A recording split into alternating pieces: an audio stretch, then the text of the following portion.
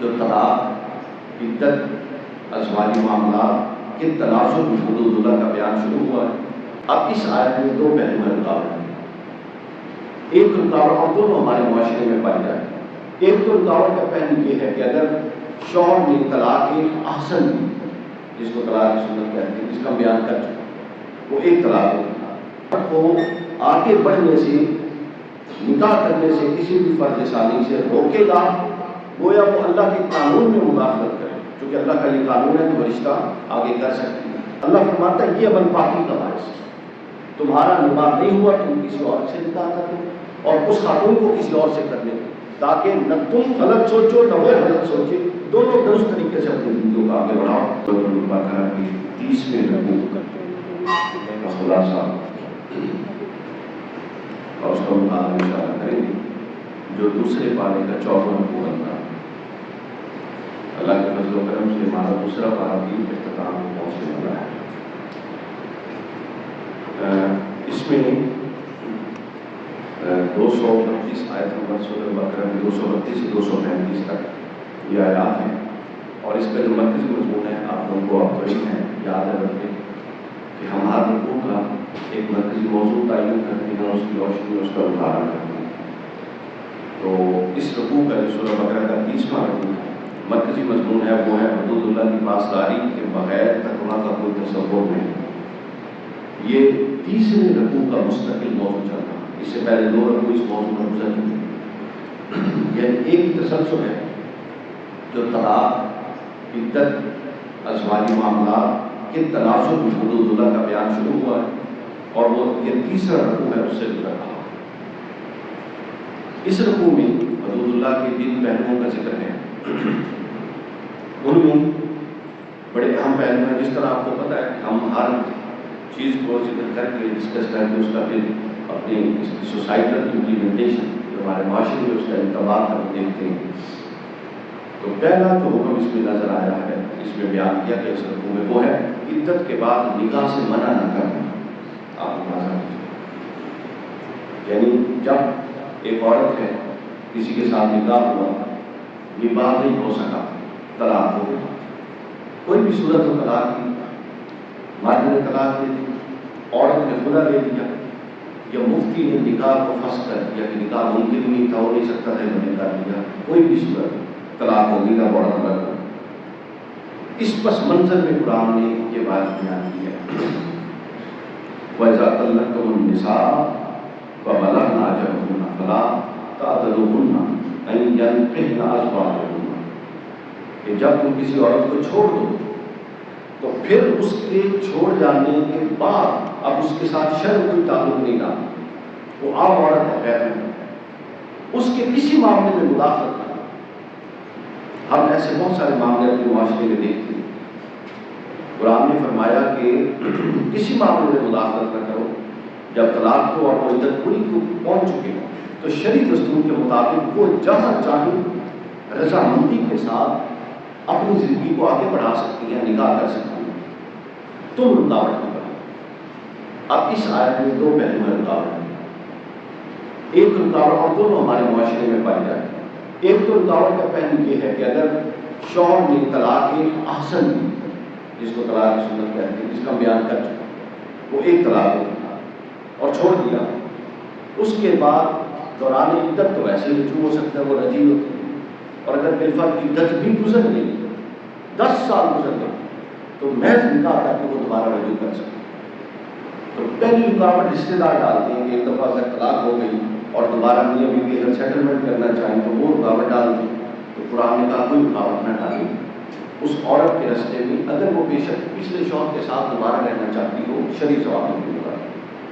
اور دوسری جو پہلو ہے رکاوٹ ڈالنے کا، وہ شوہر سے متعلق ہے کہ اگر طلاق 3 طلاقیں ہو چکی ہیں اور آپ کوئی آپشن نہیں ہے،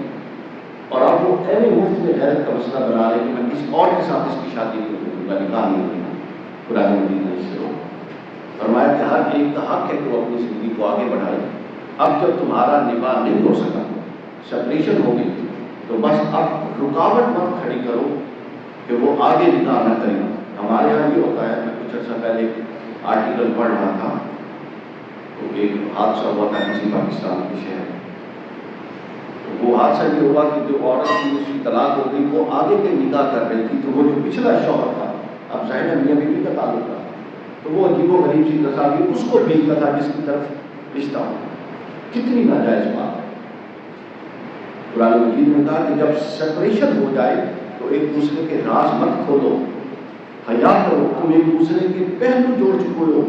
اور اب تم بے حیائی کا کام کر رہے ہو اور ایک دوسرے کے راز پاش کر رہے ہو اور اگلے کی زندگی کو آگے بڑھانے میں رکاوٹ تم کو پیش کر رہے ہو، تو رکاوٹ نہیں۔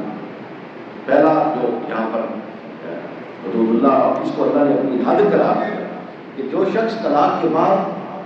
عدت گزر جانے کے بعد شریعت کے معروف طریقے سے عورت کو آگے بڑھنے سے، نکاح کرنے سے، کسی بھی فرد ثانی سے روکے گا، گویا وہ اللہ کے قانون میں مداخلت کرے، کیونکہ اللہ کا یہ قانون ہے کہ وہ رشتہ آگے کر سکتی ہے۔ یہ وہ خرابی ہے جو ہمارے یہاں غیرت کے نام پہ ہوتی ہے، اور پھر جب جائز طریقوں سے ضروریات پوری نہیں ہوتی تو پھر معاشرہ عدم توازن کا شکار ہوتا ہے اور ناجائز حرکت ہوتی ہے۔ اس پر قرآن مجید نے فرمایا ذالک یوعظ بہ من کان منکم یؤمن باللہ والیوم الآخر۔ اللہ نے کیا خوب بات فرمایا، یہ اتنی اہم نصیحت ہے، یہ اللہ یہ والی نصیحت کہ طلاق کے بعد راستے میں رکاوٹ نہ کرو، یہ اللہ صرف ان کو کرتا ہے جو مومن اور جن کا آخرت پر ایمان ہے۔ اللہ یہ چاہتا ہے کہ ان کا ایمان اللہ پر اور آخرت پر ضائع نہ ہو، کیونکہ یہ والا فعل اتنا شدید ہے قرآن کی روح سے کہ اللہ پر ایمان اور آخرت پر ایمان دونوں کو ضائع کرنے کا باعث ہوتا ہے۔ تو فرمایا اللہ یہ اس لیے نصیحت کرتا ہے، اللہ اس امر کی نصیحت کر رہا ہے ان کو جو آخرت پر اور اللہ پر ایمان ہے۔ اس کے بعد آگے فرمایا ذالک ازکی، مقصد انسانیت یہ ہے کہ ظاہر اور باطنی تزکیہ پاکی حاصل۔ اللہ فرماتا ہے یہ عمل پاکی کا باعث ہے، تمہارا نکاح نہیں ہوا تم کسی اور سے نکاح کر لو اور اس خاتون کو کسی اور سے کر لو، تاکہ نہ تم غلط سوچو نہ وہ غلط سوچے، دونوں درست طریقے سے اپنی زندگیوں کو آگے بڑھاؤ۔ ذالک ازکی، یہ تمہارے لیے بڑی ستھری اور صاف بات ہے۔ ازکی لکم واطہر، اور یہ تمہاری پاکی کے لیے ضروری ہے۔ واللہ یعلم وانتم لا تعلمون، اللہ جانتا ہے صحیح بات کیا ہے اور تم نہیں جانتے۔ یہ پہلا حکم تھا، پہلی حد کا بیان اس رقو میں آیا۔ اس کے بعد ایک دوسری حد کا بیان اس رقو میں آیا ہے، وہ رضاعت سے متعلق، دودھ پلانے سے متعلق۔ تو یہ جو تنازع پیچھے سے چل رہا ہے، آپ لوگ سن رہے ہیں ہر جمعے کا لیکچر ہر رقو کا، تو یہ جو پیچھے سے تنازع چل رہا ہے کہ طلاق میاں بیوی کے نباہ نہ ہونے کے تنازع میں چل رہا ہے۔ اس طرح بھی میں نے ایک بتا دیا، اس سے پیچھے یہی رقو پیچھے سے یہی موضوع چل رہا ہے، اسی تنازع۔ تو یہاں قرآن مجید نے جو کرینہ اور جو ماقبل آیات کا نظم ہے وہ یہ بتاتا ہے کہ یہ جو آگے رضاعت کا حکم آ رہا ہے یہ بھی سپریشن کی صورت میں ہے، لیکن قرآن کی جامعیت یہ ہے کہ آپ اس کو ہر حال میں جامع پائیں گے۔ اس کو وہ حکم کیا ہے؟ یہ حکم رضاعت کا قرآن مجید نے دو حصوں میں بیان کیا۔ ایک بیان کیا کہ اگر بالفرض رضاعت کہتے ہیں بچے کو دودھ پلانا، اگر بچے کو اس کی اپنی ماں دودھ پلائے، اب وہ بچے کی بات تو ہے لیکن شوہر کی بیوی نہیں، سمجھتے ہیں اس کے۔ دوسری صورت قرآن نے یہ بیان کی کہ اس بچے کی ماں نہ پلائے، معاملے اتنے خراب ہو گئے کہ اب وہ سیٹلمنٹ ہی نہیں ہو پا رہی، بیوی گھر چھوڑ کے چلی گئی یا خدا نخواستہ ماں فوت ہو گئی، موجود ہی نہیں، تو ان دونوں صورتوں کو قرآن کہتا ہے پھر کوئی دوسری عورت دودھ پلائے جو بچے کی ماں ہے۔ دونوں یہاں بیان ہوئے ہیں۔ پہلے سے بتایا کہ اور مائیں اپنے بچوں کو 2 برس جو رضاعت کی مدت ہے وہ 2 برس دودھ پلائیں۔ میڈیکلی بھی سائنٹیفکلی بھی کہتے ہیں کہ بچوں کی انٹلیکچوئل اور جو بونز ہیں ہڈیاں اس کی گروتھ کے لیے ماں کا دودھ ہوتا ہے، تو قرآن مجید میں اس کی مدت 2 سال بیان ہے۔ اب یہ لازمی نہیں یعنی کہ فرض نہیں ہے، رضاعت اختیار کی آپ دیکھتے ہیں ماں کا میڈیکل ایشو ہوتا ہے، ڈاکٹرز خود روک دیتے ہیں کہ ماں کا دودھ پلانا، وہ کوئی دوسرا ڈبے کا دودھ یا وہ جو لگا دیتے ہیں گائے کا دودھ اس طرح، تو یہ بالکل جائز امر ہے، اس میں بھی شکایت شرعی بات نہیں۔ تو یہ امر لازمی نہیں ہے، یعنی فرض امر نہیں ہے کہ آپ نے یہ رضاعت پوری کرنی ہے، لیکن یہ چونکہ ایک طریقہ کار ہے ہمیشہ سے چل رہا ہے، اس میں پھر اس کا بیان ہے۔ خیر اور بچے کی صحت کے پیش نظر یہ ضروری چیز معلوم ہوتی ہے، لیکن اگر خاندانی معاملات اس کی اجازت نہ دیتے ہوں تو یہ اور اتنے خراب ہو چکے ہوں تو پھر اس کو کرنے کے لیے مزید مسائل کھڑے نہیں کرنے چاہیے۔ آگے قرآن مجید نے بتایا اور دودھ پلانے والی ماؤں کا کھانا اور پہننا بدستور بچے کے باپ کے ذمے ہے، کیونکہ اب وہ جب بطور ماں پلا رہی تھی تو تب تو ویسے ہی شوہر کی ذمہ داری کی نام رکھتا صادق کر جاتا، اب وہ بطور بیوی نہیں پلا رہی بلکہ ایک تھرڈ پارٹی کے طور پہ بچے کے ساتھ بھی سب اس کی نسبت ہے، مگر بچے کا نفقہ بھی باپ کے ذمہ ہے۔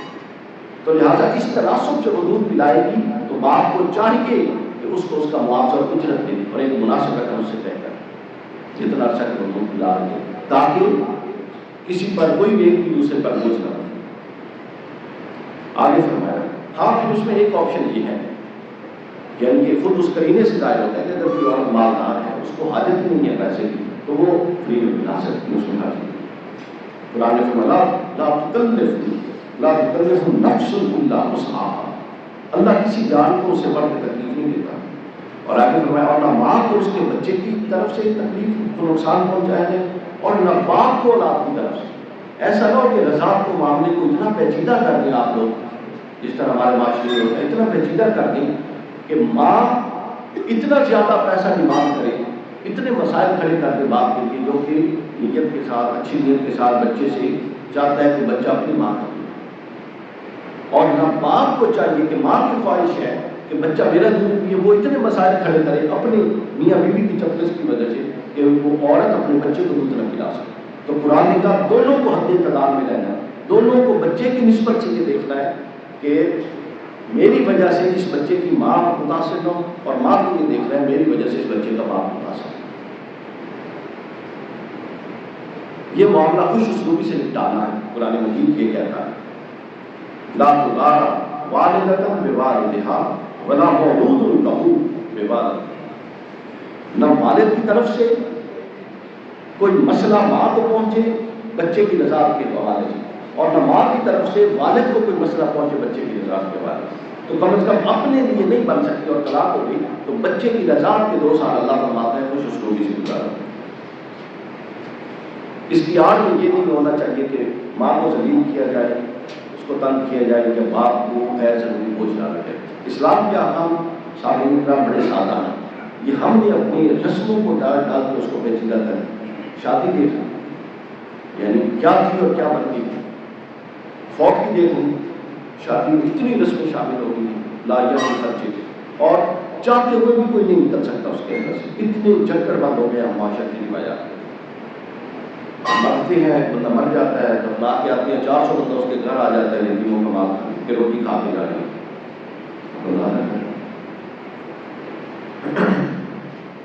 یہ ہماری اپنی اختراعات ہیں جس کا دین کے ساتھ کوئی تعلق نہیں۔ اس کے بعد قرآن مجید فرماتا ہے کہ اگر ایسی صورت ہو کہ اس بچے کا باپ نہیں ہوا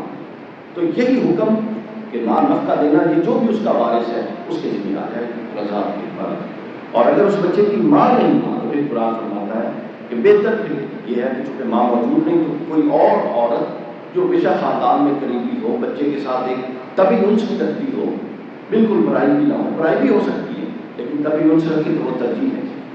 بچے کو رضاعت کے لیے دی جائے، اور معاملہ وہی کیا جائے کہ اس کے ساتھ ایک اجرت کا ماں اور اس کے ساتھ معاوضہ طے کریں گے تاکہ بعد میں مسائل ہوں اور اس کو وہ معاوضہ پے کر دیں۔ یہ بیان کر کے اللہ نے فرمایا واتقوا اللہ، اس رکوع کو میں نے کیوں بیان نام دیا ہے حدود اللہ کا بیان، اور حدود اللہ کے بغیر تقویٰ کا کوئی تصور نہیں۔ یہ حکم بیان کر کے اللہ ہر آیت کے بعد فرماتا ہے ہر حکم واتقوا اللہ، اللہ سے ڈرو، واعلموا اور جان لو ان اللہ بما تعملون بصیر، وہ خوب دیکھنے والا اور جاننے والا ہے۔ وہ صرف نماز روزہ حج زکوٰۃ نہیں دیکھتا، وہ یہ بھی سارے معاملات دیکھنے والا اور جاننے والا۔ اس کے بعد پھر تیسرا اور آخری حکم جو اس رکوع میں بیان ہوا، اس رکوع میں خود کی حدود کا بیان ہے۔ پہلا میں نے بتا دیا وہ تھا اگر طلاق ہو جائے تو بیوی کے لیے آگے رکاوٹ نہیں ہے، دوسرا رضاعت تھا، اور تیسرا یہ تھا کہ جب شوہر فوت ہو جائیں اور وہ اپنی بیویوں کو چھوڑ جائیں تو وہ بیویاں عدت کا بیان ہے بیسیکلی، اور یہ عدت وفات کا بیان، عدت طلاق کا بیان گزر چکا، عدت وفات کا بیان یہاں ہے، اور عدت حمل کا بیان آگے ہے۔ 3 قسم کی عدت ہوتی ہے۔ عدت طلاق 3 ماہ ہوگی، ٹھیک، عدت وفات 4 ماہ 10 دن ہوگی، اور عدت حمل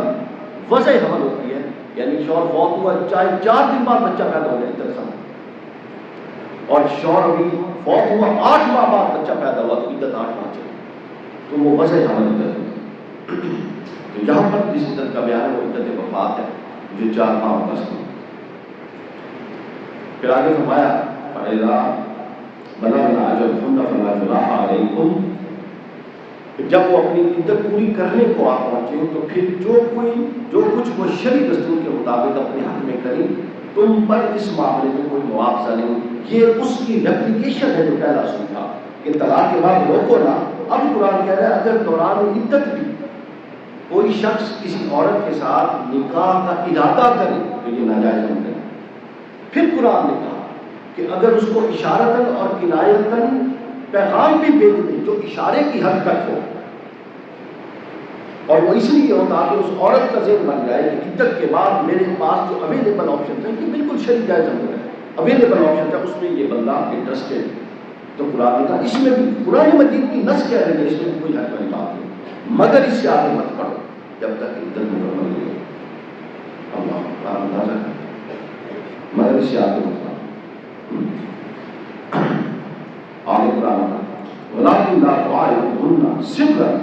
خفیہ ملاقات، خفیہ بات چیت جس کی کوئی اجازت نہیں، اور نہ ایسا وعدہ لے لو باہر ایک دوسرے کے ساتھ کہ بعد عدت کے کوئی وعدہ ایسا کر بیٹھو جس کو پورا نہ کرے تو وعدہ خلافی لازم ہے،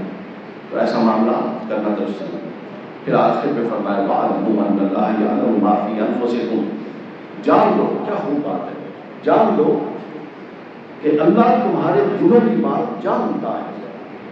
ایسا نہیں ہو سکتا کہ تم اللہ سے چھپ کے کوئی بات اپنی کر لو گے یا نام یہ چھپی چھپائی، اللہ دلوں کی بات جانتا ہے، تو لہٰذا جب وہ دلوں کی بات جانتا ہے تو پھر بہتر ہے کہ اس کا اظہار اچھے طریقے سے کرو، کیونکہ دلوں کی بات کو جانتا ہے، اسے چھپی ہوئی نہیں۔